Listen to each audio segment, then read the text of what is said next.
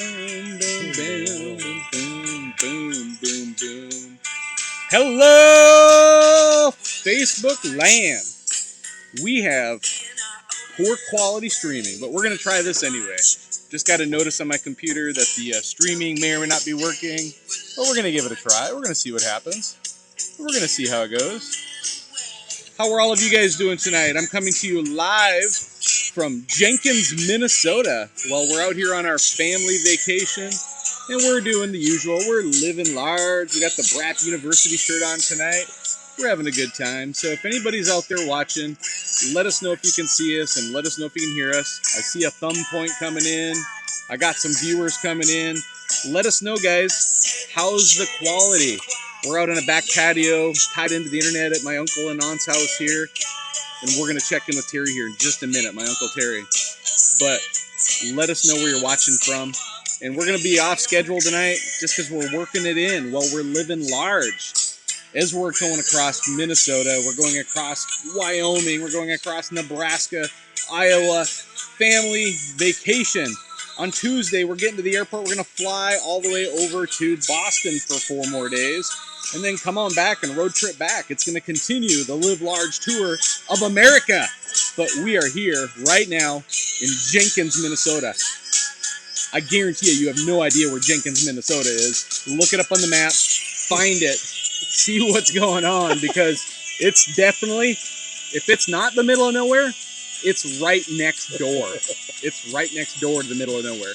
And so we're going to bring you guys on. So don't forget, guys, the shirts, just like I'm wearing tonight, Live Large University shirts, are available on the website. So go check it out. We're going to do it. We're going to have a little fun with that. But let me drop that logo here so you can see it.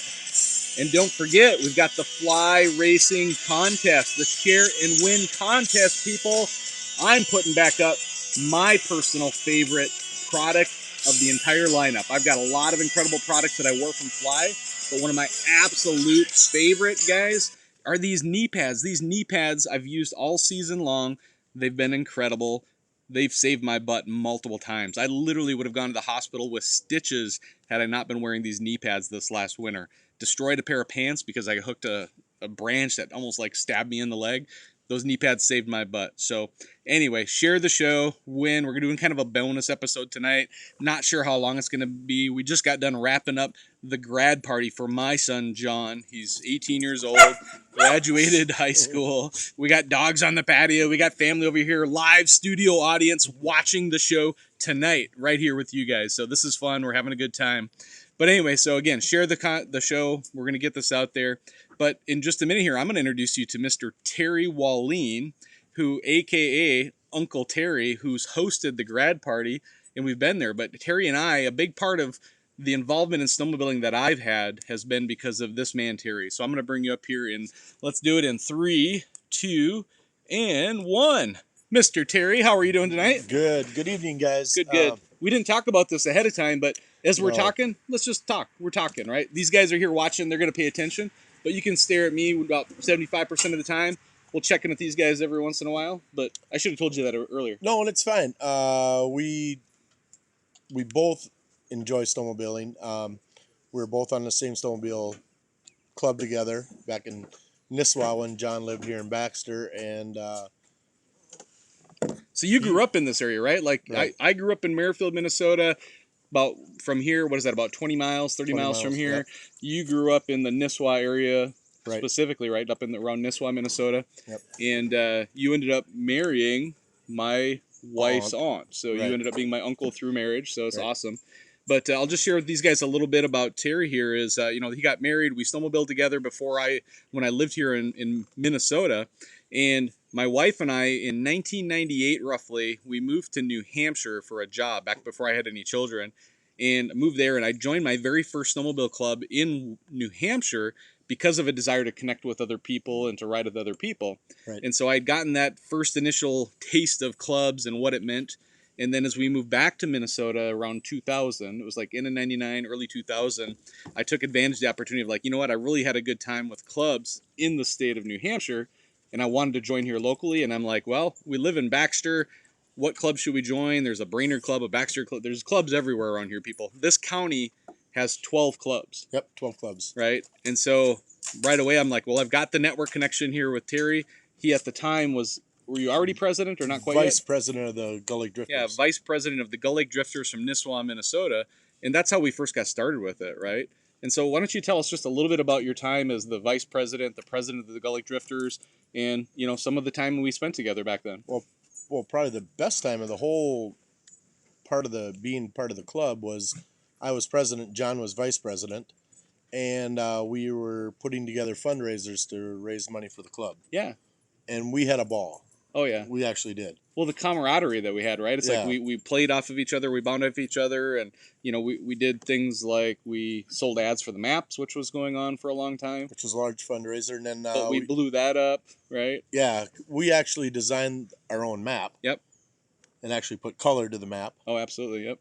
And then we started recognizing local businesses on the map. Yep. Which weren't recognized before. Yeah, we were basically taking something that had been established for a long time and just rethinking it and trying to figure out ways to make it bigger and better and to add more value. Like, why we asked ourselves, like, why would somebody want to advertise on our map?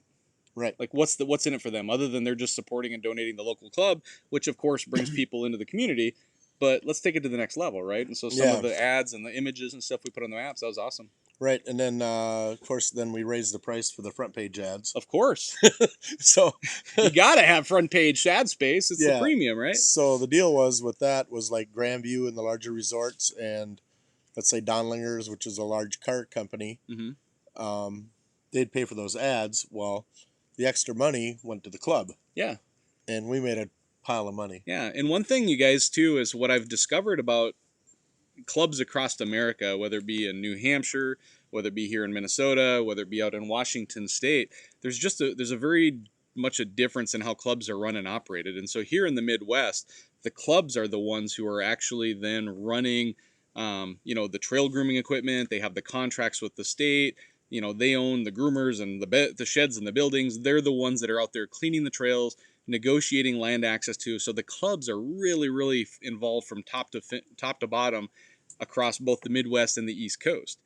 Out in Washington State, where I'm at, totally different, very different program, right? Like the state puts out contracts, and a lot of times it's just contractors who maybe in the summertime do dirt work, right?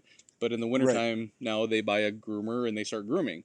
The people in Washington State who are doing the grooming for us in Washington State, there's a good percentage of them that, frankly, aren't even snowmobilers. There's some that are, absolutely, and those are the clubs and the ones that shine.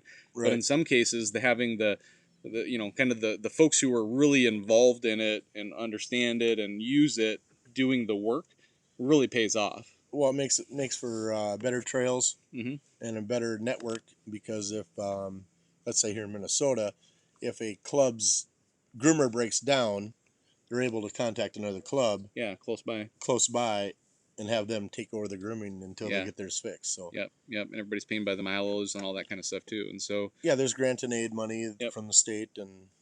Things like that. Yeah. So the other thing about Terry here is, I kind of feel like Terry is kind of my doppelganger a little bit, guys. Like the way you guys see me interact with people and network with people and brainstorm with people. Like, take, for example, the Live Large University and everything that I pulled together for that program, right? Like, that is totally something that Uncle Terry here would pull off in his local community by pulling together the community, right? So I'll give you some examples is, Terry here works for and manages the local, what do you call it? Is it the local bar? Is it the local bar? Okay, so the local bar known as the Pickle. So anybody who's been up into the Brainerd Lakes area and ridden around Nisswa has at some point in time stopped into the Pickle in Nisswa, Minnesota. And the Pickle is a city-owned organization, but by managing the Pickle all the years that are there, I see it every day. A large network. Yeah, you've got a large network of people that you have access to, right? Right. And so that has paid huge dividends in every part of your life, including through snowmobiling and the snowmobile clubs and the partnerships with the local businesses. Absolutely. Because as a business manager of the area, you can speak to the advantages of being on the trail map, or what, the snowmobiling brings to the community and what it means to your community in the winter months, when really this is a summer touristy area. Right. Not so much. Well, and also being in the club, or part of the club, what days the trails are getting groomed. Yeah. what trails are the best. Yep. For as far as snow conditions Yeah. and things like that, and what to look out for Yeah. is if there's let's say a beaver dam's exploded and there's water running, and you want to be able to let your snowmobilers know where it's safe and where it's not safe. Yep. So Nope. Absolutely. And so, Terry, why don't you tell? Because we've got folks from all over the country here. So I've seen some of these names I recognize here. I've got Nathan Carl Wallin, my right? nephew. So his Yeah. nephew, our nephew, family here. But Todd Kramer is out in Coeur d'Alene, Washington. Lyle here is in Minnesota. Monty's out in North Dakota, and there's more people watching. So guys, continue to drop in the comments where you're watching from, and we'll continue to watch that.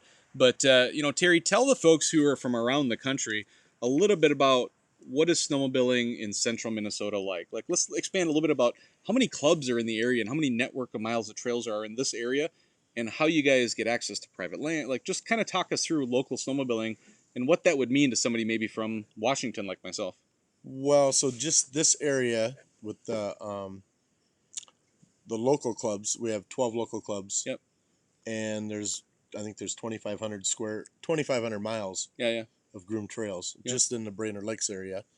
I believe right now we're getting paid, it's like $128 a mile Okay. from the state to Yep. groom these trails.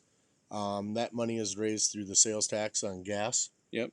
And somewhat through registrations, I would assume, too. And snowmobile registrations. Yeah. So one thing around snowmobile registrations that I'll call out that I'm actually a big fan of in Minnesota versus, states like Washington is the fact that the snowmobile registration is a 3-year permit Right. versus a 1-year, right? So in Washington State, when we have a 1-year snowmobile permit, there's a lot of variation. It goes up, it goes down based on the snow that season and what's going on. And people are either, registering their sleds that year and paying their fees to be part of it Right. because there's snow, or if they're not, they're not.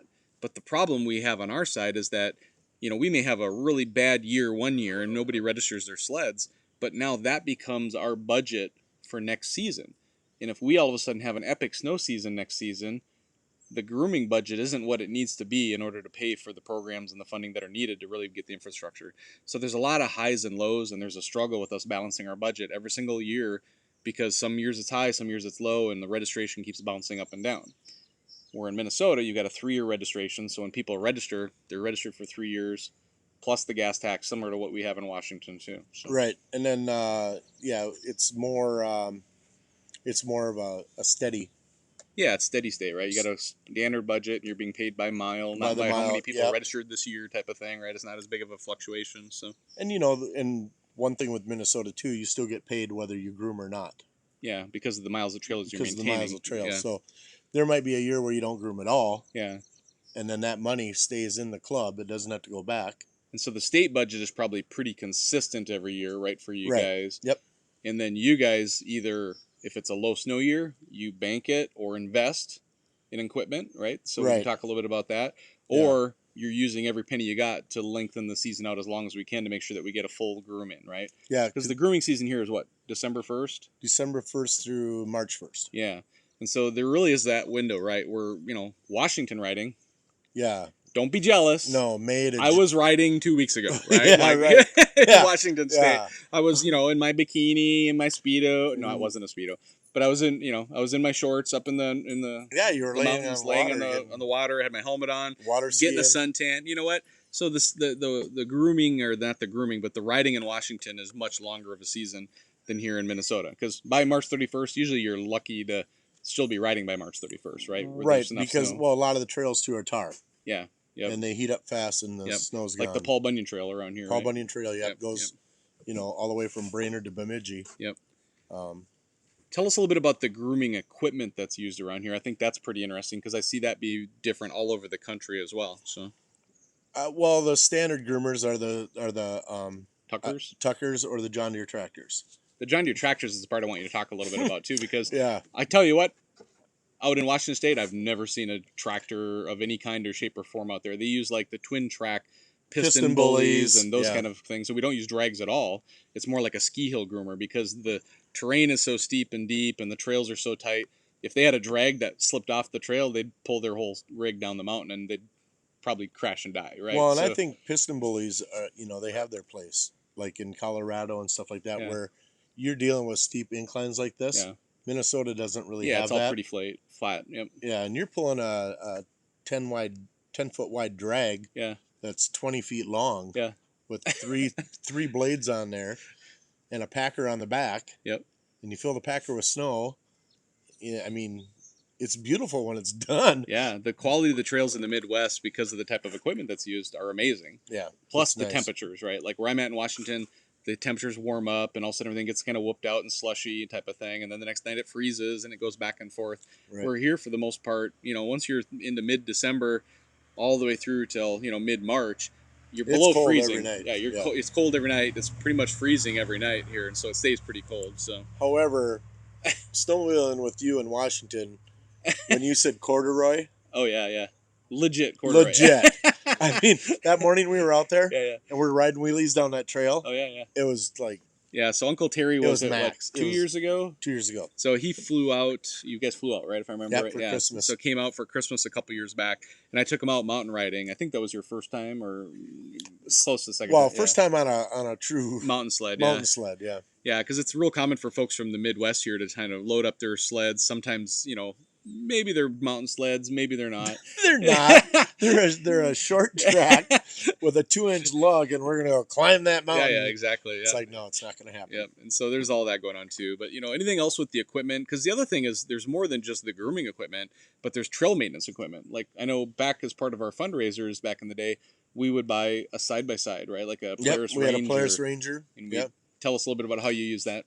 Well, so every fall we would go out because of all the wind damage in the spring or in the summer. We'd have to go out and clear these trails, and so we'd have the Ranger, the side-by-side with Terry. I don't know if you noticed or not, but we got somebody from Japan watching right now. Sweet. Dude, I don't even know how to read your name because it's in Japanese, but truly welcome you to watching the show. I appreciate you watching right now. That's awesome. So then say it in Japanese. No. No? Oh, you know Japanese? Yeah, dolo arigato gozaimasu. Thank you very much. There you go. That's awesome. Yeah. So that's all the Chinese I know. Sounds like a song that I heard yeah. once. But anyway, so John and I raised enough money to do the side-by-side. To buy the side-by-side, and then we bought some chainsaws and and equipment like different things like that. But it's the only time of the year where you can go out on your four-wheeler or a tractor and ride these trails. And it is the best time of the year. Yep. Because it's a win-win. You get the trails cleaned up. You get to ride your four-wheelers out on these fantastic trails. Because all these trails are private property, right? All private property. Really, they're only legally authorized to use for snowmobiling. Right. Other than for trail groomer, trail maintenance and stuff too. And so you can get out there and clear the trails. And the woods and the brush and everything are pretty thick around here. And every year they seem to grow back. And so there's always a lot of work. And all of the work, for the most part, is volunteer work, short of probably the groomers who are getting paid, right? They get paid an hourly rate for grooming. Right. Yeah, but everything else, trail groomers, everything else, the club presidents, everybody's volunteers for the organization. Donated, So, and there was actually a period of time right after I was part of the Gull Lake Drifters for however many years I lived here at that time. We were here for almost 10 years. So I was involved for quite a while, at least 6, 7, 8 years of it. And at one point I became the vice president. You were the president of the club here. Yep. And, I then evolved over to end up being the president of the Crow Wing County Snowmobile Trail Association. Right. So that's a big move. Yeah, so that was pretty cool. But why don't you, just for the sake of the viewers here, I don't want me to be doing all the talking tonight. I don't want you to get a lot in here. No. Tell us about the Crow Wing County Trail Association and what that is and what it means to the local club and what it means the bigger picture, like the coordination amongst all the clubs in the county. So the Crow Wing County Trail Association is actually like the main hub. It controls. There's a director for each region in the state. I think there's 12 regions. For the whole state, you mean? Yeah. Or something? Okay, yep. I don't remember. And what they do is that they have one director for each region. And they do all of our things at the state capitol as far as promoting snowmobiling and keeping us aware as club members. Dealing with legislation and things stuff. like that. So. Yep. And each year they have a rendezvous in February. And they invite all club members, presidents, everything from different from all the clubs to go to that rendezvous. Yep. And they have a big club ride that day, and I think you were at the one at Craigan's. Yeah, no, I've attended that too. They have like these state rides, and we've had them in Washington as well too. They're never as big, but I think there was one state ride that I was in at Craigan's that we must have had 200 or 300 riders. Oh, it was crazy. All in a single line trying to get to the same destination. Yeah. It was insane, right? Yeah, it was. It was like probably 15 miles straight of just sleds tailgate to tailgate, you know. Well, then you had to break it up into smaller groups. into but smaller not really. groups. Yeah. Yeah, it was a show. Yeah. But the Crow Wing County Association, the smaller one that's not statewide, is just the county, and that's 12 clubs here locally. 12. And they do a lot of coordination together and things like the map, the local county trail map and stuff like that. Yeah, they're in charge of the map. Yep, exactly. And then just other things that affect the local county, whether it be land access issues within the county. You know, they can kind of coordinate, you know, support for each other and help for each other. You had mentioned earlier, like equipment lending back and forth between the clubs sometimes if something breaks down. And they also help with easement issues. Yep. If you need to buy let's say a 15-foot wide easement to keep the trail open, they'll help you with that. And yep. No, that's cool. they'll contact landowners and things like that. So great. And so the Brainerd Lakes area, which is where all of this is at, where we're at here, we're kind of right here, kind of towards the north end of that, you know, middle to the north end of the Brainerd Lakes area. And that's all part of Crow Wing County. You guys still in Crow Wing County here in Jenkins, or are you just outside of Crow Wing County, I think? Well, we're on the line. You're on the line, right? Yeah. So probably just down the driveway is the line to the next county. Cass County and then Crow Wing County, yep. Yep. And, you know, this is a big summer tourist area, and it's huge fishing and cabins. This is the up north for everybody from the Minneapolis-St. Paul area.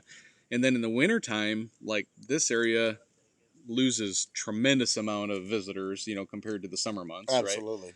And so snowmobiling becomes a major incremental, you know, amount of money that comes in the community just through tourism dollars and the, you know, in that time period, right? Right. And last year was really good. There's many times that I'd come to work at the bar and there'd be 110 sleds sitting outside. Yeah, it's crazy. Everybody stops for lunch and yep, you know. we serve food and drinks and everything, and it's just amazing how much income brings to the community. I mean, you guys have snowmobiled before. You wake up, you start spending money. Yeah. Oh yeah. You got to go to breakfast. You can't go out on a snowmobile for a day riding short of $100 bill. You know. Well, yeah. You know, between gas in your sled, your truck, your hotel, your cabin, whatever. You know, your food for the day. You know, all that kind of stuff. You're just like this. Make it rain. Make it rain. Yeah. Make it rain. I mean, and so a guy like this is the beneficiary, which, you know, this, right. You know, you've made a living and an income off of managing a bar and grill that serves food and drinks and stuff too, and people come through. So it's, you know, definitely you see both sides of it, you know, by investing. And that's something I've said for years is that, you know, if there's business owners out there and managers out there who get involved in the snowmobile community and there's like, it's kind of a gimme, right? Like I think of like if there's anybody out there, whoever is watching this from a snowmobile dealership and you're a salesperson and you sell snowmobiles or dirt bikes or whatever it is, like I'm going to tell you the quickest, fastest way to build your customer base in a very quick fashion and build trust in a very quick fashion is to join the club. It could be a snowmobile club. It could be a dirt bike club, maybe a local racetrack or something like that. Sure. Get involved with what your customers are doing in that club format, because those are your foundational customers who are going to come back to you. And I tell you what, and we've seen it over the years, right? Like my good buddy Ken Martin. Oh, he barely even snowmobiled, but he joined our club. He was smart enough to know that if he joined the club, he would be the guy that everybody would go to buy their snowmobiles, buy their parts, or their side-by-sides, or whatever it is. Right? Yeah. It's amazing, and you nailed it. I mean, if you want to increase your not so much fan base, but your join that club and tell them what you got going. Yeah.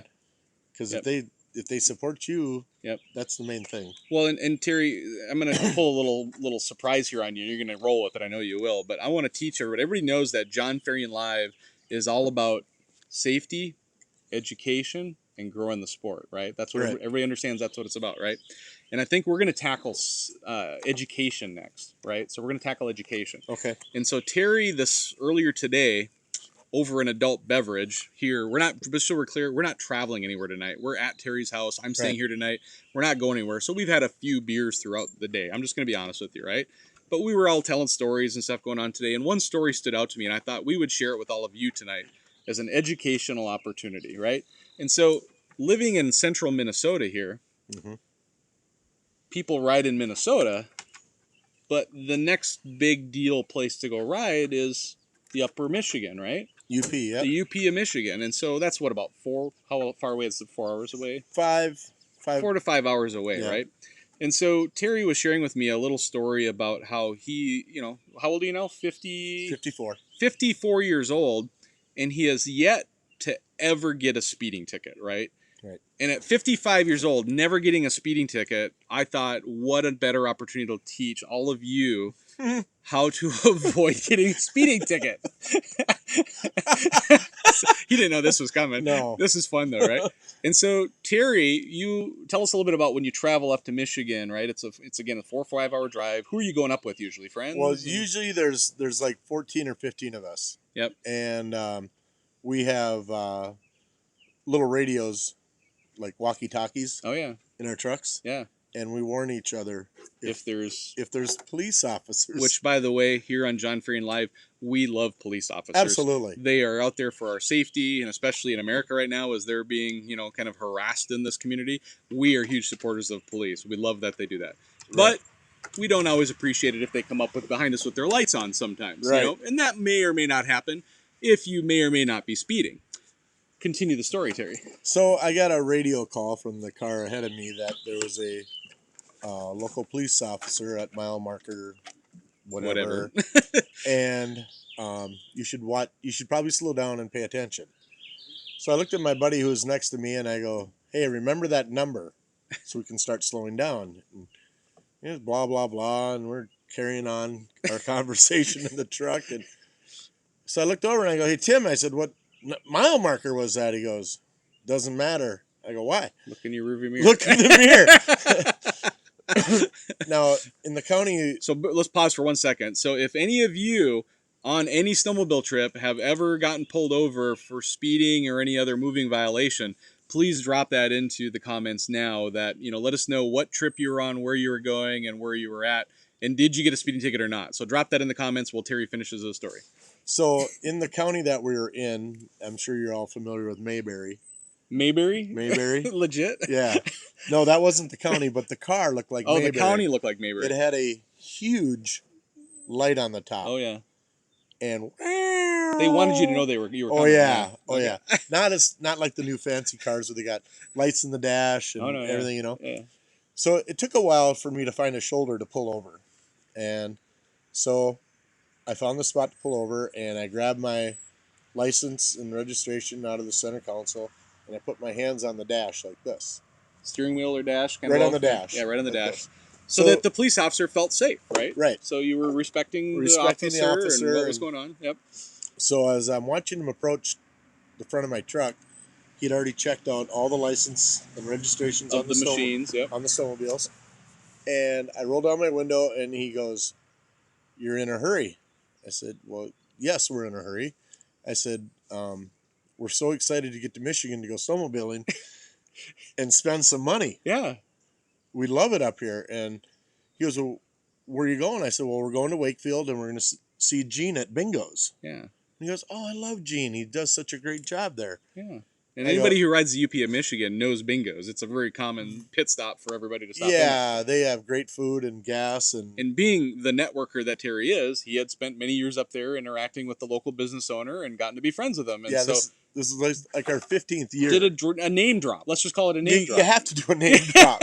Sometimes you got to tell people who you know. So the gentleman goes, I have to tell you, you are 50-some years old, and you've never had a ticket or anything, and today is not the day either. Yeah. And I said, "Well, thank you." Thank you, sir. He goes, "But please slow it down, blah, blah, blah." Yeah. So as he's walking away, I roll up the window. And your buddy says. My buddy goes, "I can't believe it." This. He goes, "Today is the day." Luckiest man ever. He goes, "Today is the day. Of any day, you should have gotten a ticket." But it didn't happen. Yeah, exactly. And so, hey, we're all traveling on the roads. Sometimes we do a little over the speed limit. Right. But by being respectful, by being courteous, and telling the officer that you were super excited to go snowmobiling, there was a little bit of sympathy there for you, Right. for you guys there. And too. we had a common person involved. Yeah, exactly. With Gene at Bingo's. And so now tell us a little bit about, you're from Minnesota. How often do you go up to the UP of Michigan? And tell us a little bit about what riding in the UP of Michigan is like from Minnesota. Oh, boy. I love it up there. The trails are actually highways that have been closed down for the winter. So they're 60 feet wide in most places. Groomed 24/7. Mm-hmm. And then the other trails are like Sioux Line railroads. Yeah, yeah. So those are at least 16 feet wide. And they're basically like interstates for snowmobiles. interstates, no speed limit during the day. Yep. And it's like 55 or 60 at night. Yeah, you can make some serious miles go by your track up there. Yeah. There's no riding in the ditches. Yeah, that's interesting for people who are from Minnesota. Ditch riding is a major part of our infrastructure of how you get around here, right? Ditch riding. There's a lot of trails, there's a lot of lakes, but you can also ride a lot of ditches, which changes it up for you a little bit. You go to Michigan and like it's illegal to ride ditches up there. Absolutely illegal. Well, and it's dangerous. There's water coming off the mountains. Okay. There's huge rocks. There's no mountains. Well, not really mountains. Let's call them hills. Yeah, we'll call them hills. Okay. State of Washington has mountains. I'm from Minnesota. When you're in Minnesota and you go to Michigan, the hills appear to be mountains. They're Just mountains. Take note. They're Take huge. Note. They're huge. You mustn't live enormous. Oh yeah. Yeah. I'm sorry. Live enormous. We got a new story for here in a minute too. By the way, guys, killing Uncle me. Terry is one of my favorite uncles You ever. are He's so much killing fun me. to hang around. We have such a good time when we're together. I hope you guys can tell. But yeah, Terry has decided to one up me, and instead of living large, Which isn't big enough. Terry says we've got to live enormous. Right. So if you see a new shirt eventually that comes out that says "Live Enormous," just know that Terry was the inspiration right. for that. And I'd like you to join my club. Awesome. Yeah, it is a good time. All right, Michigan. But yeah, the mountains in Michigan. The mountains in Michigan. Well, they have the Porcupine Mountains. I've heard of them. Yeah. Yeah, they're not very big, but Yeah. it's interesting. But yeah, you have to stay out of the ditches, and it's for your own safety. Yeah. Seriously is. But riding out there is a blast. Yeah, but there's not a lot of, like around Minnesota, central Minnesota, there's a town every 10 miles or so, and you can do a lot of pit stop stuff too. You get to upper Michigan, there's some places that you might travel 60, 70 miles. 60, 70 miles with no, so you got to really watch your fuel because you're also on these major, like big, like I said, Sioux lines, which are like railroad beds that are super wide. You're traveling 60, 70 miles an hour plus sometimes. So you're burning a lot of fuel, and you got to watch your pit stops. You got to make sure that you got plenty of fuel and oil with you when you're traveling up there. Yeah. And I've heard of guys legitimately putting on up to 500 miles in a day up there. It's a lot, but I've heard it happen. Like average for you guys is probably what, a couple hundred or more? Well, the last time that Timmy and I went, yeah, we'd leave our hotel at 7 in the morning. Yeah. And we'd be back at 2:30 in the afternoon, and we'd have 350, almost 400 miles on. And it's because of the average speed you can carry on a lot of these big trails.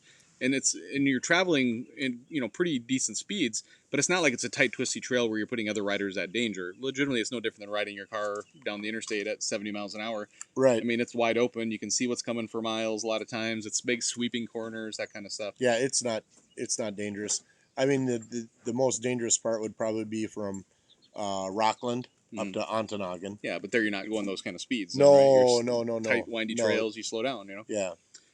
And so, the Michigan's a big destination for folks from Minnesota here. And when I lived here in Minnesota, we used to do that fairly regularly as well as, at least 2, 3, 4, sometimes once a month, but sure. 2, 3, 4 times a year, we'd go up to upper Michigan, travel different places. And it was, a lot of people travel from now Minnesota out west. And so you've had now a couple of trips out west. You went to the Bighorns. Bighorns once. And then out with me, right? Out with you, yep. Yeah.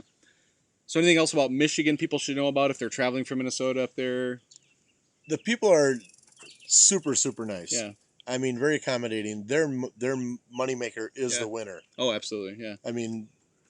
They got nothing for summer. Yeah, summer tourism is not nearly as dramatic. There's probably some cabin goers and stuff. There's probably some fishing going on. Yeah, but there's actually some ski hills up there in Michigan in the wintertime. I know they get some ski traffic around Ironwood. Yep. And then, well, also, too, now, though, they have been promoting four-wheeling. Oh, yeah, that's right, yeah. So they've got cool. Some trails up by the Porcupine Mountains. Yeah. And for anybody who doesn't already know this, is that the UP of Michigan is one of the few places in the Midwest, along with, the UP of Michigan is one area, along with the very western part of upstate New York, gets lake effect snow like crazy. And so it's one of the few parts of the Midwest that gets mountain-like snow, meaning 200-300 inches of snow a year. Yep. Versus the average snowfall here in Minnesota might only be 40 to 60 inches a year. If you're lucky, right? If we're lucky. Yeah. But, you know, the difference is you get less snow, but it stays colder. Generally speaking, you've got snow to ride on, but you're on an average winter riding on maybe a foot or two of base, right? Absolutely, yeah. We're out in Washington. 2 weeks ago, I was still boy. riding on 10 foot of base, Right. you know, in June, you know, June, and yeah. already had melted off a bunch, right? Yeah. So what else you want to talk about tonight, Terry? Well, I really wanted to promote Live Enormous, but I don't think tonight's the night. Yeah, to maybe do not it. tonight. So just consider, if you ever see shirts out there that say "Live Enormous," just know that, you know, it came from Terry. It was his idea. Yeah. We had some fun with that, but yeah, it was. He was trying to quote "Live Large." I think he was looking for LL, and somehow LE came out. Right. And I just said like "Live Enormous." It was funny. It was good last times, night. good times. Yeah. But bottom line, guys, this is just kind of a bonus episode tonight. I know it's close to our normal time. I didn't have any guests other than Uncle Terry here formally kind of planned, just because it was my son's graduation today, and we had an awesome time. We had probably 30 or 40 people show up today, had beautiful warm weather, a nice cool breeze to keep everybody up there, and really just enjoyed some really nice family time, you know, with friends, family, cousins, distance cousins, all who live in the area. We had a bunch of people show up, and Food was excellent. oh, the chef over here. No. The chef over here made Yeah, some the- darn good the food. food was really, really we good. grilled some burgers. Yeah. We had some watermelon. All that kind of stuff was going on. And, you know, we're just, again, the Ferrian family here is having a great time. And so my son and my father both, I'm going to turn the camera around over here for a second to show you guys. So John and Vernon, so we got a live studio audience back there. And what I wanted to tell you, John, is Terry is not the start to your snowmobiling days, but I am. I'm your father. Yeah, so if you guys probably can't hear him, he's too far away. But my father was taking full credit, just to be clear, full credit for my snowmobiling passion, which he's absolutely right. So he's the one that was a snowmobiler. If you guys ever want to see a great episode, go back to Jon Ferrian Live, my page in Facebook. Scroll all the way back to episode 22. 22. Episode 22, I interviewed my parents, Vernon and Carolyn Ferrian. And similar to tonight, we just had a little bit of fun with it. Yep. It was their 50-year wedding anniversary that week, that night maybe even, I can't remember. But we had a good time. We talked a little bit about snowmobiling in the 60s and the 70s around the Minnesota, central Minnesota area here, and how I got into snowmobiling with some of their old machines laying around in the shed and all that. So that, and my son that you just saw over there as well, he's Jon Ferrian Jr., not technically a junior. His middle name's slightly different than mine, but John, we call him. That's his graduation party this week, so we had a good time with that as well. Yeah, it was great. But I just want to thank everybody for tuning in tonight. You know, this was fun for me. Like, here's the thing, guys. I could have easily just, like, given you the excuse that I had the grad party tonight. But what I want all of you to know is that I love all of you. Love, right? I love all of you so much that I can't stay away. Like, this is so much fun for me. I love doing the show. I know Terry's got some good stories, and he's a passionate snowmobiler as well. And we just wanted to come to you tonight to let you know that we're living large here in Minnesota. On Tuesday this week, I'm driving, this week I'm driving from here back down towards Minneapolis, and my family of four, we're jumping on an airplane. We're flying out to Boston, and we're going to spend 4 or 5 days out there. We're landing on Tuesday, and we're going to be doing Wednesday around Cape Cod, Massachusetts, and Boston. We're going to then cruise up to, by Thursday, we're going to be cruising up to New Hampshire, and that's where I'm going to do a live episode with Heidi Munson and John Gibbs, who both coincidentally live very near each other in Ware, New Hampshire, which is really close to where I lived when I lived there for a little while. So it's like 10 miles or 15 miles from where I lived in back in 98 and 99. Because you snowmobiled there, too. Yeah, we snowmobiled up in the White Mountains, up in northern New Hampshire. And so I'm excited to bring you guys a live episode Thursday night from a barbecue similar to this. I'll pick the time. I haven't got a time established yet, but once we establish the time, we'll do a live show Thursday night this coming week, live from New Hampshire. Again, we're going coast to coast. This is the Live Large Tour. This is a tour, baby. The Live Large Tour from coast to coast, from Seattle to Boston and everywhere in between. And we're meeting and greeting folks there too. And my hope is that I can fly back to Minnesota with my youngest son and then road trip back across America, Western United States here. And I'm hoping to stop into places like Wyoming again, Idaho and to Utah, and I don't know if I'll make it down to Colorado or not, but I'm hoping to cruise through and interact and see a lot of people that all of you guys follow and know as well, and we'll continue to have some fun on this Live Large tour of the USA. By the way, I'm on the way. I've been interviewing. I got 2 job interviews down. I got another one maybe in a couple of weeks here. So we're working on getting my job back going in track. But in the meantime, I'm going to enjoy some time off and some family time. So it's great. Any final words, Terry? Just live large. No. Live enormous. Yeah, live enormous. You're going to get me in trouble on this thing. God bless all of you guys. Live large from me. Live enormous from Terry. Have a great night. Have a great night, everybody.